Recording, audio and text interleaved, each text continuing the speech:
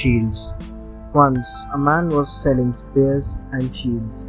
He highly boasted of his shields and said, "Look at the best shields, see the design and the quality, and look at the shape. No spear on the earth can pierce them.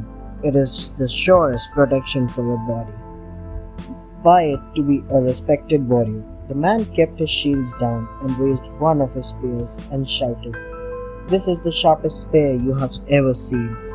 It is a spear of death. Any shield, no matter how hard it be, can be penetrated by this spear at a single stroke." Everyone started praising the spears and shields, but one of the bystanders came ahead and asked, "Tell me, what will happen if I use your spear to strike your shield?" The seller rolled his eyeballs, thought for a moment but couldn't find any good answer. Instead, he went away. Pangu and the creation of the world. In the beginning, there was darkness and chaos. The heavens and the earth were intermingled. Within the darkness was a big crusty egg. The egg cracked and the giant Pangu came into being. The upper part of the egg floated upwards and formed the sky, and the lower part sank downwards to become the earth.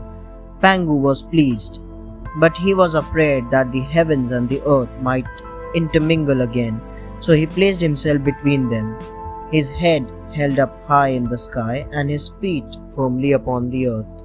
Pangu continued to grow, increasing the distance between the heavens and the earth until they were 30,000 miles apart. Now exhausted, Pangu fell and died.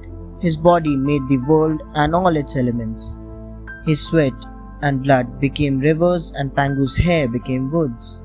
The giant's body became landscape and mountains, and his breath became wind and clouds. Nuvu, a fairy, came down to the earth and took some wet clay from the riverbank. She molded little clay figures into the shapes of men and women. She breathed life into them. Farhan's Dream. Farhan wanted to turn copper into gold.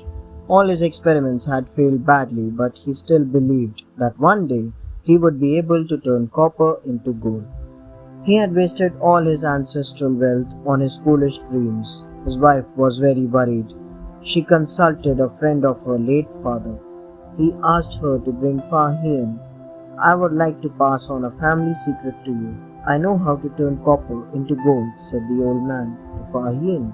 Farhan was overjoyed. "But first, you must bring me the fallen leaves of coconut palms, watered from copper vessels," the old man said. "This means I will have to grow them myself, and it will take a long time," replied Farhan. "Yes, it will, but it will be worthwhile," said the old man. Farhan's treasure.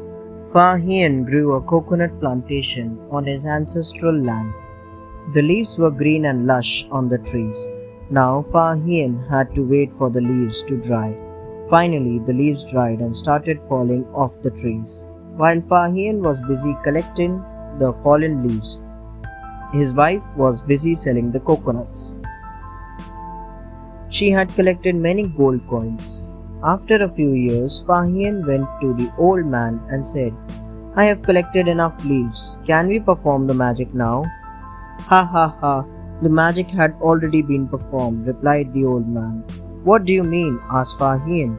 "While you were collecting the fallen leaves, your wife was busy selling the coconut and the coir, and this is all the profit we have made." Saying so, the old man poured all the gold coins Farhan's wife had collected. Thanks for watching. Do like, share, subscribe to Sahil Book House.